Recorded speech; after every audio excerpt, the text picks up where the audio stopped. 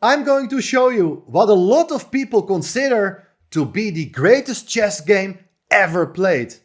It's the 20th of January 1999. We are in Wijk aan Zee, the Netherlands.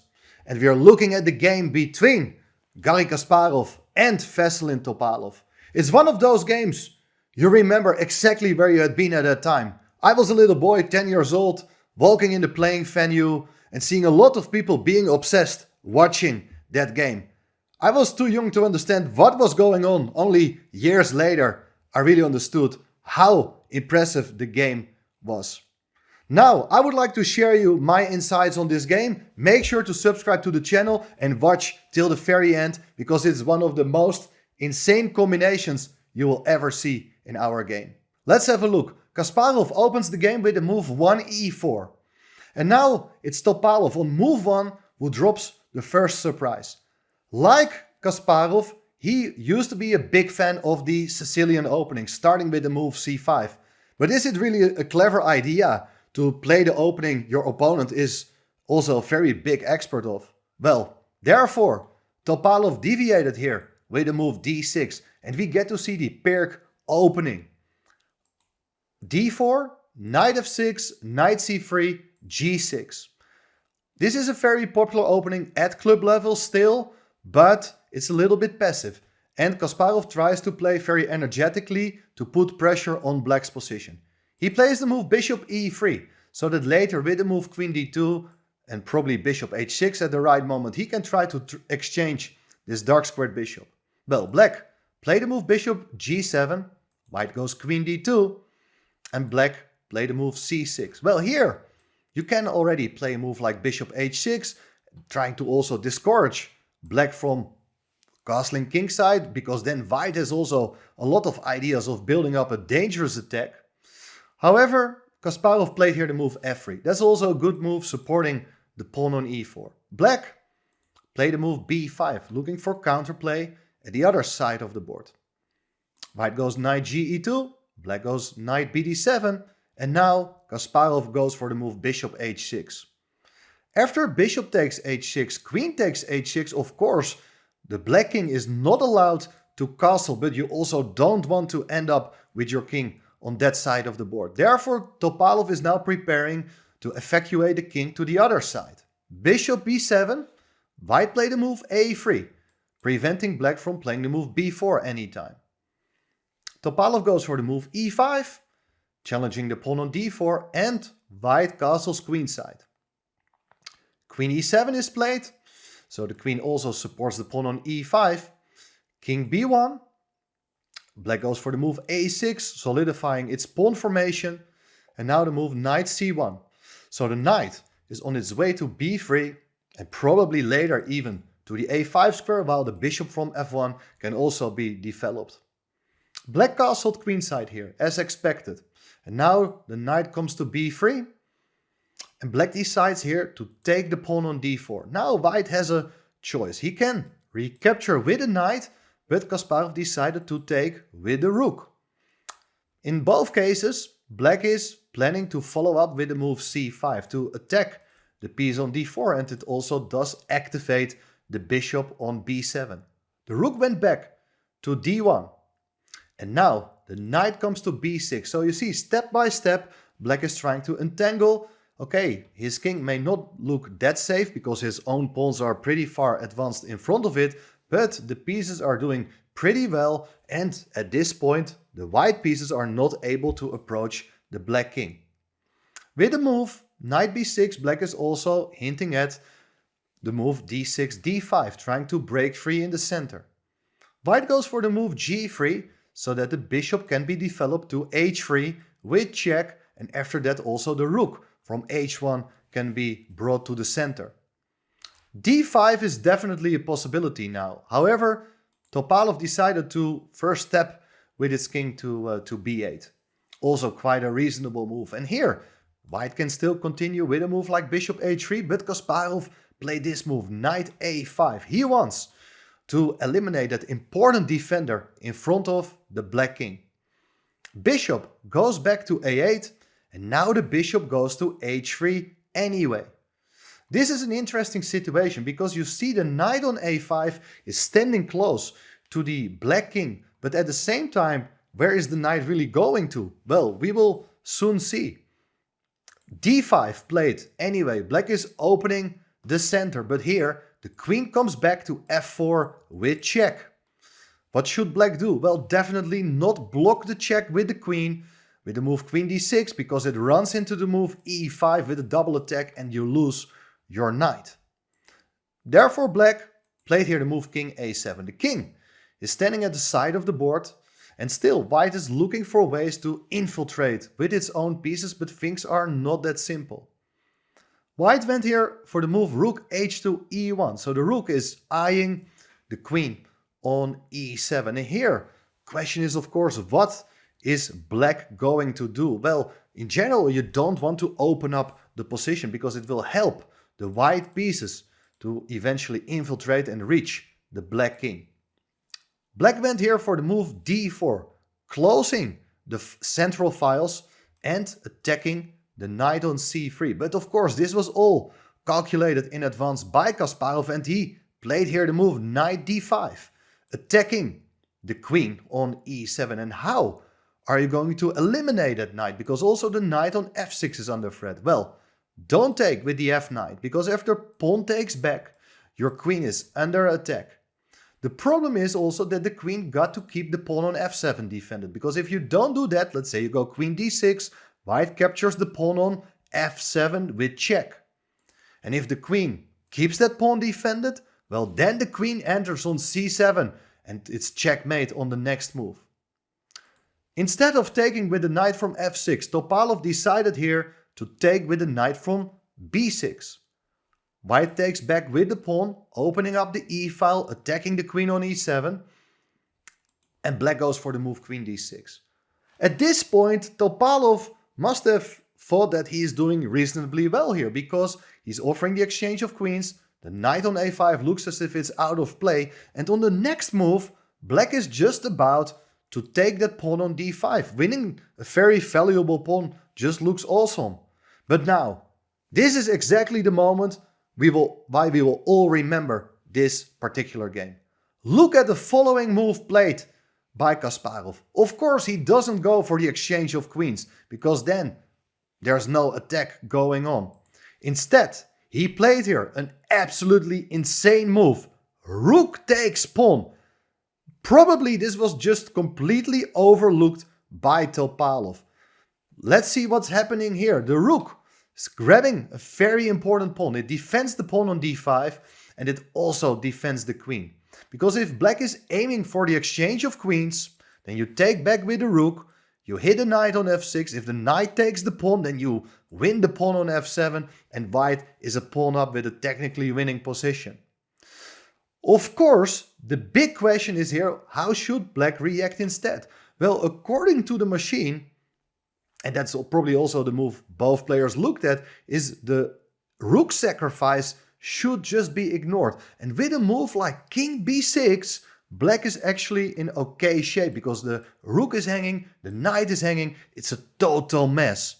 But thanks to Topalov, he accepted the challenge. He just took this rook on d4. If he would not have done this, we would not have known how the game would have ended so spectacularly. Let's see now, after this rook sacrifice, how is white going to follow up? Well, don't take the pawn on d4 immediately. Then there's queen b6, black blocks the check, and after rook e7, the knight blocks on d7 and everything is hanging. Black is alright.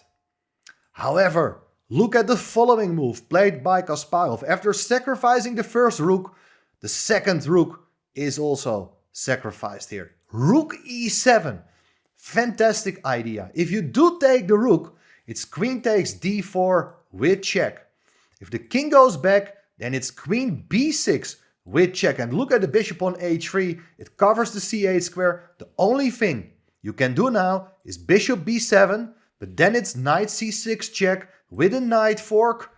But you're not going to take the queen. After king a8, it's queen a7 with checkmate. Absolutely amazing line. The rook on e7 cannot be taken therefore. What should be played instead? Well, the move king b6 was played. Let me show you one other line. If you do play here the move king b8, well then it's queen takes d4 with a mating threat on a7. Still, if you take the rook on e7, it's queen b6 with the same mating pattern as we have seen in the other line. This looks also just winning for white. Let's now see what happened after the move king b6, because the rook is still hanging, the knight is hanging, and black also has the option to exchange queens. But there follows the move queen takes d4 with check. The king is in trouble, and what should black do? Well, in the game, black captured the knight on a5. But let me show you the following line. If you do block the check with the queen, queen c5, well then you capture the knight on f6 with check. That's a good move, and of course now the knight on a5 cannot be taken here because of b4, and white wins the queen. But if you go back with the queen to d6, this is a very instructive moment, but very likely Kasparov calculated very precisely and had spotted this idea. Look at the move now, bishop e6. This is all analysis, but this is very relevant for the understanding of what's happening. White places the bishop on e6 where it can just be captured, but if you do so, you take back with the rook and the queen will be lost. So that is not a possibility. What should you play instead? Well, if you take the knight on a5, then it's b4 with check, and if you come forward with the king, then it's queen c3, and it's going to be checkmate on b3 very soon, and very similar ideas we will get to see in the game as well. After bishop e6, one final idea is that if you take with the bishop on d5, now everything looks as if it's hanging, but the move b4 supports the knight. That knight is very important in the mating process. You cannot take the bishop on e6 with the f-pawn because of queen d4 check, and it's going to be checkmate as the rook covers all the remaining squares on the 7th rank. If you take with the bishop on e6, well then the bishop is no longer guarding the b7 square, and it's checkmate with knight and rook. Back to the game. Instead of queen c5, king takes knight was played, and now white continues with the move b4, forcing the king to come forward. The king goes to a4, and here very interesting moment as Kasparov played a very logical move, queen c3, threatening checkmate on b3. It should be said though that nowadays the strongest engines, they show you that the move rook a7 is actually even stronger. And this is an interesting idea because, for instance, if you do take the pawn on d5 with a knight, then rook takes a6 can be played, deflecting the queen. So you gotta take with the queen on a6. Now the queen goes back to b2 with the idea to give checkmate on b3. Now after knight c3, check, you gotta take the knight. The bishop comes to d5 to prevent the queen from coming to b3. But here is the move king b2 with the idea that if black offers the exchange of queens, you can play queen b3, bishop takes, pawn takes, and it's checkmate at the side of the board. Fantastic idea. The line even continues with other possibilities, but after a move like queen e6, you can take the queen first and then go for the same mating pattern with the queen sacrifice on b3 and checkmate with 3 pawns at the side of the board. This is just one very interesting line, and there are other possibilities for black as well, but let's see now what happened in the game. After the move queen c3, there are still mating threats with the move queen b3. If you take with the bishop on d5, there is king b2 again, and the move queen b3 will follow next. The same mating idea as we have seen already. Therefore, bishop takes d5 was not played, and Topalov decided now to take with the queen. The difference is that now, okay, the queen covers the b3 square, but white cannot put the king on b2. It does allow the move queen d4, forcing the exchange of queens, and white is unable to deliver checkmate. Instead of king b2, Kasparov played this move, rook a7, threatening checkmate by taking the pawn on a6, a very good move. This is very important now that if you protect with the move rook d6, now the move king b2 is really strong because you're renewing the mating threat with queen b3 after queen d4, now you can simply allow the exchange of queens because it's going to be checkmate with the rook on the a file. Rook d6 was not played. Topalov played here this move, bishop b7. The bishop needs to help to protect the pawn on a6. And now rook takes b7 was played. Just eliminating that annoying defender. Of course, black is not going to take with the queen because that allows the move queen to b3 with checkmate. But what is black going to do instead? Well, should be pointed out that a move like queen d1 doesn't really help at all. You can play the move king a2, and on the next move it will be queen b3, again with checkmate. Another possibility which was not played in the game is the move rook h e8, trying to activate the rook. Black is a rook up. But here the key idea is to play the move rook to b6, threatening to take the pawn on a6 again. After rook a8, now you want to deflect the queen from d5 because the queen prevents the white queen from coming to b3. If you do play the move rook d6, there is unfortunately this move, queen c4, offering the exchange of queens, and white cannot deliver checkmate. However, a much better move is to play first the move bishop to f1 to take away the c4 square. And white is all of a sudden winning. If you do play something like knight d7 here to attack the rook, then it's rook d6. And black is unable to keep the b3 square covered. Rook e1 check, for instance. Now just king b2. The checks are over. And if you take the rook, then it's queen b3 with checkmate again. So rook h e8 also doesn't really work. In the game, black therefore played immediately the move queen c4, offering the exchange of queens. And of course, you understand that black really wants that, but white is not interested in that. White, what should he do? Well, not that many possibilities. If you do play the move rook a7 with the idea of threatening checkmate, then black has the move rook d1 with check. And now the king gotta go to b2, but then you can simply take on c3, exchanging queens, and you're not getting checkmated because very soon the rook will come to d6. Instead of rook a7, white captured the knight on f6, threatening checkmate on a6. That's looking great. Let me show you the following line. If black would go here for the move rook d1, it's just king b2. And now it doesn't really help black to play the move queen d4, because after queen takes, rook takes, this endgame after rook takes f7, white is having a bishop and two pawns for the exchange for the rook, so that's actually looking good. Now the idea is to go bishop e6, bishop b3, and if you do play rook d6, well, the move rook e7 can be played and the bishop will come to e6 followed by b3, and black will be forced to give up the rook for the bishop, which means that the endgame is just going to be lost.